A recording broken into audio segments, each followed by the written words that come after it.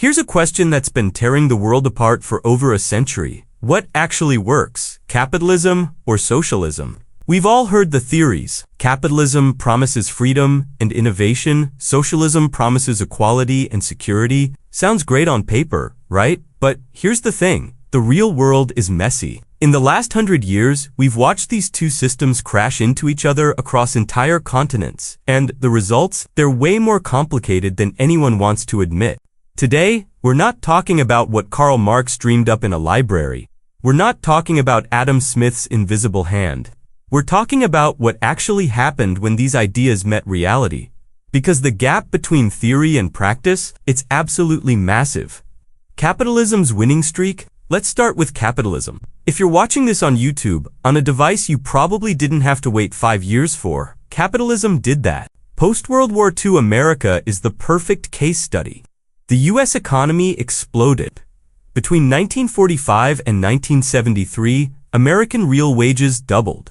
People weren't just surviving, they were actually building wealth. Families could buy homes, kids could go to college. The middle class wasn't a dream, it was real. But here's what they don't teach you in history class. It wasn't pure, unregulated capitalism. It was mixed. Strong unions, progressive taxes hitting 91% at the top, massive public investment in infrastructure, and the GI Bill that sent millions to college for free. Then look at the Asian tigers, right? South Korea, Taiwan, Hong Kong, Singapore. In the 1960s, these weren't wealthy nations, they were poor. But they embraced market-driven growth, and in a single generation, they went from third-world poverty to developed nation status. That's real. Now, capitalism's failures, those are real too. Without regulation, you get monopolies, you get child labor, you get the 2008 financial crisis where banks destroyed the entire global economy and walked away with bonuses, socialism's promise and reality. Now, let's talk about socialism. The theory is beautiful. Everyone contributes, everyone shares, no exploitation, no poverty. The Soviet Union started with this dream. In 1922, it was an agrarian wasteland. By the 1950s, it was a superpower. They industrialized faster than any nation in history. They put the first satellite in space, the first man in space. Their literacy rates went from 30% to over 90%. That's not propaganda, that's data. But here's where it gets darker. Command economies are brittle. When the central planners get it wrong, millions suffer. The Soviet Union couldn't innovate in consumer goods. You'd wait years for a car. Their agriculture was constantly failing because officials in Moscow were making decisions for farms they'd never seen. And China under Mao, that's the most extreme example. The Great Leap Forward, from 1958 to 1962, was supposed to industrialize China and create a workers' paradise. Instead, it created a famine. Estimates range from 15 million to 45 million deaths. That's not a policy failure. That's a catastrophe. Vietnam, North Korea, Cuba, they all followed the same pattern. Strong initial economic growth, massive social programs, but then stagnation. Innovation dies in a command economy because there's no incentive to compete, to improve, to take risks. The hybrid model that actually worked. Here's what's wild. The places that actually succeeded weren't pure capitalism or pure socialism. Look at Scandinavia, Denmark, Sweden, Norway. These are capitalist countries. They have markets, they have profit, but they also have strong social safety nets, free healthcare, free college, and some of the highest tax rates in the world.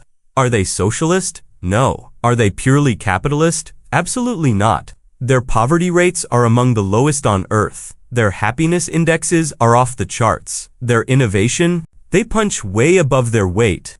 Sweden has more unicorn startups per capita than any country except the US.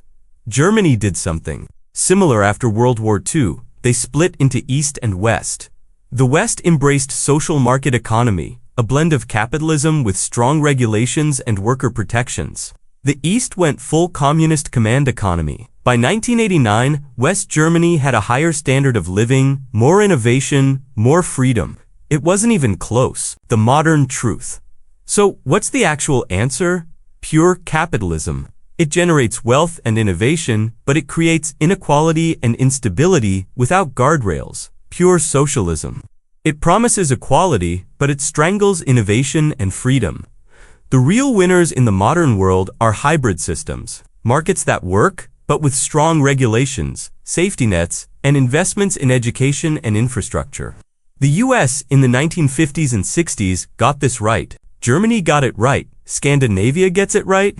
The countries that failed were the ones that went all-in on one ideology and refused to adapt when reality proved them wrong. Why this matters now? We're living in a moment where this debate is coming back. Some people want pure free markets. Some people want to rethink capitalism entirely. But history has already run this experiment multiple times. The lesson isn't that one system is good and one is evil. The lesson is that extremes don't work. Markets need rules. Societies need both freedom and security. China figured this out. They kept communist political control, but unleashed market forces for their economy. That's why they went from poverty to the second largest economy in the world in 40 years. The US is drifting toward more inequality and less mobility. That's not capitalism winning. That's capitalism without guardrails.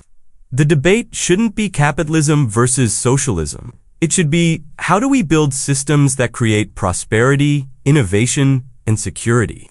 How do we balance freedom with fairness? That's the real question. And it's way more interesting than left versus right.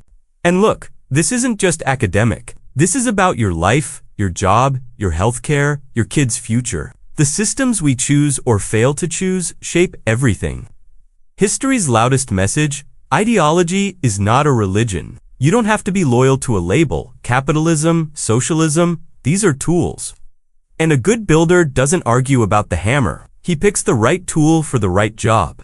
The most dangerous politician isn't the one on the left or the right. It's the one who tells you there's only one answer. Because the moment a society stops questioning its system, that's when the system starts failing its people. So the next time someone asks you, are you a capitalist or a socialist? Ask them back. Are you asking me what I believe in theory, or what actually works? Because if we've learned anything from the last 100 years, it's that reality doesn't care about your ideology. It only cares about results. The experiment is still running. And we are all the test subjects. The question is, are we paying attention? Think about the countries that are thriving right now. Finland, Canada, South Korea, Japan. None of them are running on pure ideology. They're running on pragmatism, on what works, on constant adjustment. Because here's the truth, nobody wants to say out loud, every system fails eventually if it refuses to evolve.